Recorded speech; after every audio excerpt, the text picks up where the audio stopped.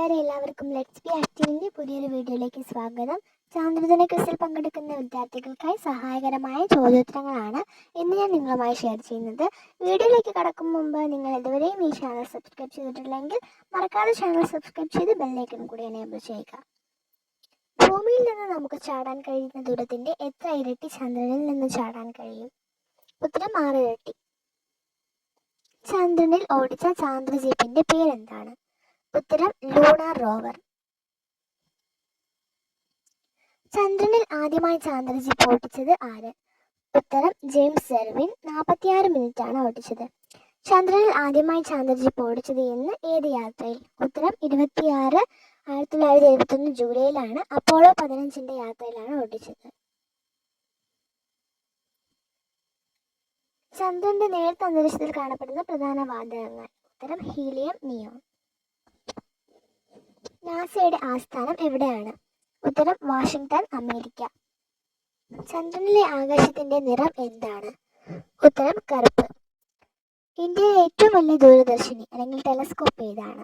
Wine Bapu telescope. തമിഴ്നാട്ടിലെ കവലൂരിലാണ് സ്ഥിതി ചെയ്യുന്നത്. ഇതിൽ നിങ്ങൾക്ക് വേറെ ക്വസ്റ്റ്യനും പ്രതീക്ഷിക്കാം. ഇന്ത്യയിലെ ഏറ്റവും വലിയ ദൂരദർശിനിയായ വൈനു ബാപ്പു ടെലസ്കോപ്പ് എവിടെയാണ് സ്ഥിതി ചെയ്യുന്നത് ചോദിക്കാം. അപ്പോൾ തമിഴ്നാട്ടിലെ കവലൂരെന്ന് ഉത്തരം എഴുതേണ്ടതുണ്ട്. ഭൂമിയുടെ കാന്തിക മണ്ഡലത്തിൽ സൗരക്കാറ്റ് ഒരു മാലിന്യ കൂമ്പാരം പോലെയാണെന്ന് കണ്ടുപിടിച്ച ഉപഗ്രഹം? ഉത്തരം മെറീനർ 2. നാസയുടെ വിക്ഷേപണ കേന്ദ്രം? ഉത്തരം കെന്നഡി സ്പേസ് സെന്റർ, ഫ്ലോറിഡ. ഈ സെയിം സ്പേസ് സെന്ററിൽ നിന്ന് തന്നെയാണ് അപ്പോളോ 11 വിക്ഷേപിച്ചിരിക്കുന്നത്. ചന്ദ്രനിലെ ആദ്യത്തെ പോസ്റ്റ്മാൻ എന്നറിയപ്പെടുന്നത് ആരാണ്? ഉത്തരം ഡേവിഡ് സ്കോട്ട്. ഭൂമിയിൽ നിന്ന് സ്റ്റാമ്പ് ഒട്ടിച്ച് തപാൽ മുദ്ര പതിപ്പിച്ച ഒരു കവർ ഒരു തപാൽ സഞ്ചിയിൽ കൊണ്ടുപോയി സ്കോട്ട് ചന്ദ്രോപരിതലത്തിൽ എത്തിച്ചു.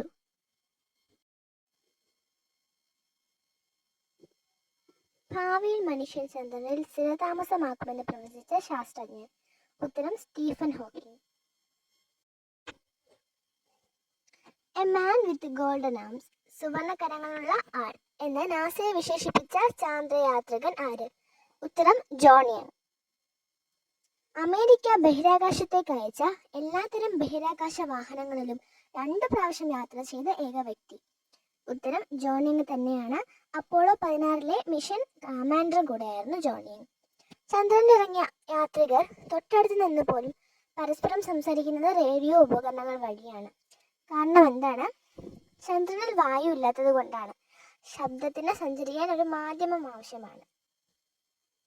ത്രിമൂർത്തികളിൽ ഒരാളാണ് ചന്ദ്രനായി ജന്മം കൊണ്ടതെന്ന് ദേവി ഭാഗവതത്തിൽ പറയുന്നു. ആരാണത്? ഉത്തരം ബ്രഹ്മാവ്. അണുസംയോജനത്തിന് ഇന്ധനമായി ഉപയോഗിക്കാവുന്ന ചന്ദ്രനിലുള്ള മൂലകം? ഉത്തരം ഹീലിയം 3. ചന്ദ്രനിലേക്ക് ഭൂമിയിൽ നിന്നുള്ള ശരാശരി ദൂരം? ഉത്തരം 3,84,403 കിലോമീറ്റർ.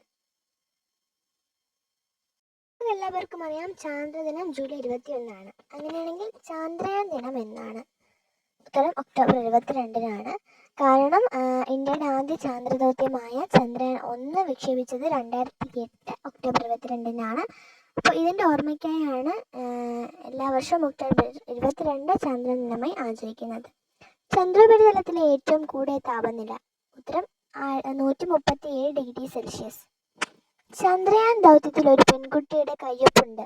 ആ പെൺകുട്ടിയുടെ പേരെന്താണ്? ഉത്തരം Khushbu Mirza. Chandrayaan mission second division engineer ആയിരുന്നു ഖുഷ്ബു മിർസ. PSLV ഭ്രമണപഥത്തിലെത്തിച്ച റേഡിയോ വാർത്താ വിനിമയത്തിനുതകുന്ന സൂക്ഷ്മ ഉപഗ്രഹം? ഉത്തരം ഹംസാത്ത്. ഇന്ത്യയുടെ സ്വയം നിർമ്മിത ഉപഗ്രഹ വിക്ഷേപണ റോക്കറ്റ് ഏതു പേരിൽ അറിയപ്പെടുന്നു? ഉത്തരം PSLV C-11. 2008 October 22 PSLV C-11 വിക്ഷേപിച്ച ഉപഗ്രഹം? ഉത്തരം ചന്ദ്രയാൻ. മൂൺ ഇമ്പാക്ട് പ്രോബ് ചന്ദ്രോപരിതലത്തിൽ ഇടിച്ചിറങ്ങിയത് എന്നാണ്? ഉത്തരം നവംബർ 14, 2008. മനുഷ്യകുലത്തിന് നന്മ വരാൻ ചാന്ദ്രയാത്രയ്ക്ക് കഴിയട്ടെ എന്ന ഇന്ത്യൻ സന്ദേശം ചന്ദ്രനിൽ നിക്ഷേപിച്ച യാത്ര? ഈ സന്ദേശത്തിൽ ഒപ്പുവെച്ച രാഷ്ട്രപതി?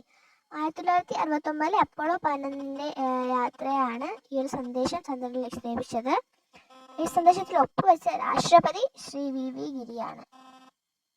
ഇന്ത്യയുടെ ബഹിരാകാശ ഗവേഷണ പദ്ധതിയുടെ പിതാവ് എന്നറിയപ്പെടുന്നത് ആര്? ഉത്തരം ഡോക്ടർ വിക്രം സാരാഭായി. ഭാരതത്തിന്റെ പുരോഗതിക്ക് ശാസ്ത്ര സാങ്കേതിക വിദ്യകളുടെ വികാസം അത്യന്താപേക്ഷിതമാണെന്ന കാഴ്ചപ്പാടുണ്ടായിരുന്ന പ്രധാനമന്ത്രി ആരായിരുന്നു? ഉത്തരം ജവഹർലാൽ നെഹ്റു. ഇന്ത്യൻ ആണവ സാങ്കേതിക വിദ്യയുടെ പിതാവ്? ഉത്തരം ഹോമി ഭാഭ. 30ാമത്തെ ചോദ്യം, തുമ്പയിലെ ബഹിരാകാശ കേന്ദ്രത്തിന്റെ ശില്പി ആരാണ്? ഉത്തരം ഡോക്ടർ വിക്രം സാരാഭായി. ഇന്ത്യയുടെ ബഹിരാകാശ ഗവേഷണ സ്ഥാപനത്തിന്റെ ചുരുക്കപ്പേര്? ഉത്തരം ISRO, Indian space research organisation. NASA moon America എന്ന ഗ്രന്ഥത്തിന്റെ കർത്താവ് ആരാണ്? ഉത്തരം റാൽഫ് റെനെ. ഇന്ത്യൻ ദേശീയ ഉപഗ്രഹ സംവിധാനം എന്തിന്റെ ചുരുക്കപ്പേരാണ്? ഉത്തരം ഇൻസാറ്റ്. ISROയുടെ ആസ്ഥാനം എവിടെയാണ്? ഉത്തരം ബാംഗ്ലൂർ. കാലാവസ്ഥാ നിരീക്ഷണത്തിനായി ഉപയോഗിക്കുന്ന ആദ്യ ISRO ഉപഗ്രഹം ഏതാണ്? ഉത്തരം സാറ്റലൈറ്റ് മെറ്റ്സാറ്റ് മെറ്റീരിയോളജിക്കൽ. ഇത് കൂട്ടുകാർക്കുള്ള ചോദ്യമാണ്. സൗരയൂഥത്തിലെ 5ാമത്തെ ഏറ്റവും വലിയ ഉപഗ്രഹം ഏതാണ്? ഉത്തരം അറിയാവുന്ന കൂട്ടുകാർ താഴെ കമന്റ് ബോക്സിൽ ഉത്തരം രേഖപ്പെടുത്തേണ്ടതാണ്. അപ്പോൾ ഇന്നത്തെ നമ്മുടെ വീഡിയോ അവസാനിച്ചിരിക്കുകയാണ്. ഈ വീഡിയോ അവസാനം വരെ കണ്ട എല്ലാവർക്കും വളരെ നന്ദി. ഇനി അടുത്ത വീഡിയോയിൽ കാണാം. ഈ വീഡിയോ ഇഷ്ടപ്പെട്ടാൽ ലൈക്കും ഷെയറും ചെയ്യാൻ മറക്കരുത്.